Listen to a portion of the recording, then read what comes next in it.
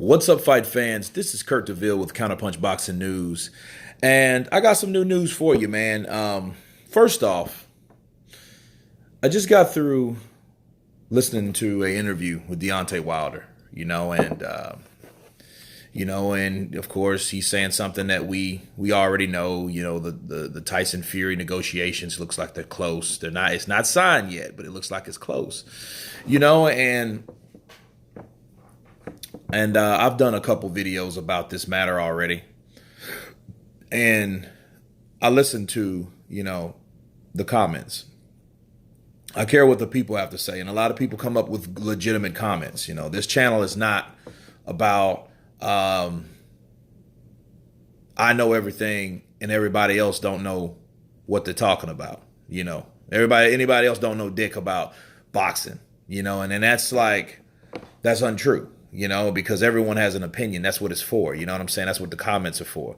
To speak your mind, to rebuttal, to reply, to agree, to disagree, And the comments, some of them and a lot of them were, a lot of people is, they're pissed off about Dillian White. Well, Dillian White, he is in the top 15 along with Dominique Brazil, in the WBC rankings, which Deontay Wilder is the, heavyweight champion. So a lot of people is pissed at, why is Dillian White not getting that opportunity? That's true, but I'll go a step further. Why isn't Dillian White, Dominique Brazil, anybody else in the top 15 or even the top 5, why are they getting a shot? That is a very good question. Tyson Fury, yes, he's the lineal champ. I get the reason from the reason, but on paper, it means nothing. It means nothing from a guy that's been out of the ring for 2.5 years. That's a fact. He did have a fight earlier, and it didn't look that good. He wasn't that impressive, but, understandably, because, he was down for 2.5 years with personal problems and all kind of other stuff. But, just because he calls out Wilder doesn't mean that Wilder should accept that particular fight. You know what I'm saying? Because for one, people question Fury's condition anyway. You know what I mean? I question it. I look at it like, okay, what kind of condition he's in? He still is losing weight right now. He's in the process of losing weight. So what kind of condition will he really be in? If he spends his whole training camp trying to lose weight, that's not, Tyson Fury's a fast, big, wiry guy, right? But at the end of the day, most training camps fail when the person is overweight. When a person spends too much time trying to lose weight, they lose focus on other things. They're only focused on certain things of cardio and certain things like that. And then they waste all their focus and energy on losing weight. And then when they get in the ring, the fighter's starched, he's worn out. He's been really overtrained because of, the desire and the effort to lose weight, to be in a certain amount of shape. But what you don't understand is you lose a lot out of your body, then you're not working on technique. You're not working on the habits of the other fighter. You're not even focused on the other fighter. You're focused on yourself because you have a flaw, right? You have a disadvantage. So, you take all that in perspective, where if there was no Joshua fight, the next opponent should have been either Dillian White or Dominique Brazil, because Dominique Brazil was on the table because it had some kind of weird, elimination bout. And, Dominique Brazil looked like he was the next guy to get that opportunity. If I'm Dominique Brazil or Dillian White, I'm pissed off. And then plus, let's talk about Dillian White for a minute. I'm going to get to Dominique Brazil in a second, but let's start with Dillian White. Dillian White, has been calling out Deontay Wilder. Deontay Wilder refused that fight. He ducked that fight. He didn't want that fight, or whatever you want to call it. He didn't want it. And I just heard a great comment, and shout out to whoever made this comment. I don't remember the name, but shout out to you. Dillian White did something that no other fighter was able to do, okay, to Joseph Parker. Joseph Parker, one of his strengths is he has a good chin, right? His good chin. He has a great beard. He can take punches. He went 12 rounds and the first one to ever go 12 rounds with Anthony Joshua, mind you. You know what I'm saying? So that's big. Then his second loss, he gets dropped for the first time with a left hook by Dillian White. This wasn't I slipped, I fell. Now the first one was a headbutt and that caused a fall, you know what I mean? Because that was like more like a foul or, but that wasn't, I don't think that. But that second one, the second knockdown was the legitimate knockdown.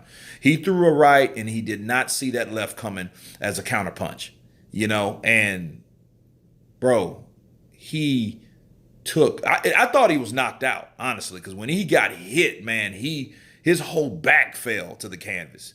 When you get hit like that, you know what I mean? He got hit. It was a perfect left hook. And it's that same left hook that knocked out Lucas Brown, also another guy, despite his condition, right? Was the first guy that beat Lucas Brown, and he hit him with that same punch. Now, mind you, the question is, Deontay Wilder's never been knocked down, right? He's never been down as a professional, because he's been down and out as a, amateur, but we're talking about the professional rankings. He's never been down. It's worth questioning, is it the fact that Wilder don't want to take a fight with White because it might be a little bit too risky, just a little bit? You know what I mean? He's already getting criticized for fighting Fury, a guy that's been on the couch for 2.5 years, and then he was the same person, him and his boys, criticized Joshua for fighting Klitschko that's been out of the ring for 2.5 years, not necessarily out of the gym though, right? But they still criticized him. So it's looking bad. It does look bad, and it's worth mentioning that, hey, dude, you're taking a fight with Tyson Fury that's not really even ranked, but you're taking a fight with him just because he called you out. You know what I mean? White called you out. He's been calling you out. Let's go, baby. Let's go. Right? He been done that. You know what I mean? And you called him a peasant, and you smirked it off, laughed it off, and you moved on. Right? I want Joshua. I want the king. So, you can respect it either way, but then you still ignored a fighter that wanted to fight you. If there's no Joshua fight, why would you pick Fury and not know what his condition is? That's a really good argument. And then that's a question you ask, especially the Wilder fans. You ask that because you're like, you don't know what condition Tyson Fury's really in. You don't know that. You just know, it's a good name. And if you knock out Tyson Fury, it would be a good name on the resume because nobody's done it. But at what condition? At what cost? You know what I'm saying? Like, you don't know. This dude's been sitting around for a long time. When Joshua was battling Klitschko and Wilder was battling and knocking out Stavern and Stavern again and battling with Luis Ortiz, where was Fury at? Fury was nowhere to be seen. You know what I'm saying? He was still chilling. He was still recovering. So, then he pops back on the scene all of a sudden, man, this is the next best fight. It is on paper, it's the next best fight, but it's only the next best fight if we know what type of, if Tyson Fury is in good condition. You know what I mean? Because now the excuse he knocks out Fury, again, I said this again and again. It's going to be, hey, you knocked out a guy that's been on the couch for 2.5 years. You're no different from Joshua. Congratulations. You know what I'm saying? It don't stop. It's just like when Canelo fought Kell Brook, right? But he criticized, when Golovkin fought Kell Brook, and then, but before that, Golovkin criticized Canelo for fighting Khan. But they both did the same shite, right? They both did the same thing. So it's like, okay, well, you're like, all right, well, if you both did the same thing, now you guys are copycatting each other. Now get this. On top of all that, back to White and Wilder. What if White's left hook can drop Wilder too and have Wilder just like Parker? You know what I'm saying? And it ain't the last round of the fight. You know what I'm saying? You don't have 20 seconds to go when that round's over. He drops Wilder.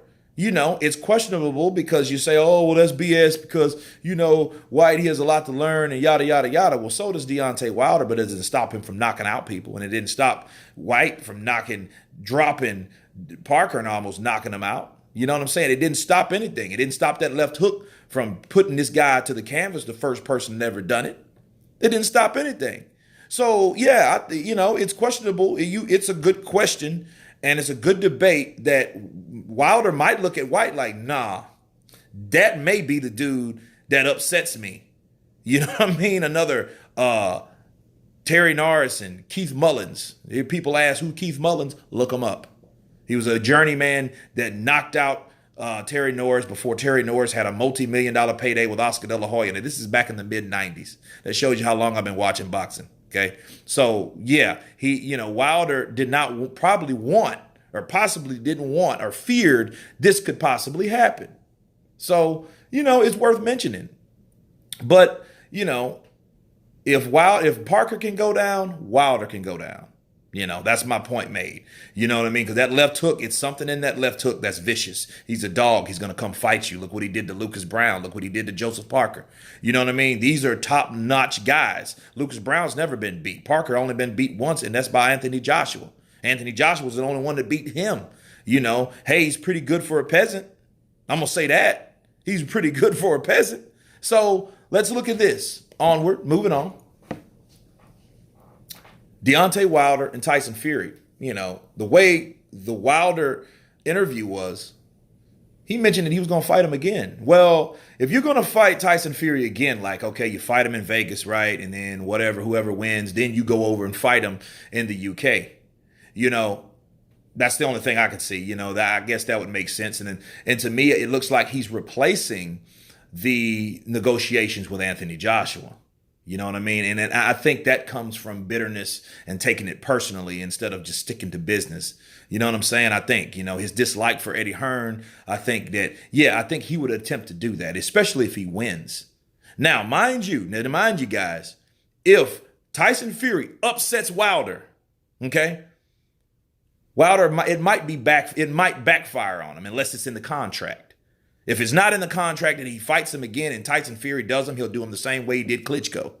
He'll beat him. He'll take that WC belt and he'll go back home to UK, and then you know what? He might get high again. Who knows? You know what I mean? You don't know. He might say, you know what? I'm not doing anything. You're a shithouse. Some guy got the WBC belt, right? That's it. That might all it'll be. That's a possibility. So a lot of these things can backfire and a lot of people don't think about, and I just kind of, open the questions up a little bit, the possibilities. That's what it's about. So you guys tell me what you think about these particular guys fighting, the fear of fighting White. Is there a fear of fighting White? I don't know. You guys tell me. I want your opinion. Please subscribe, hit the bell icon, and you guys been counterpunched. Peace.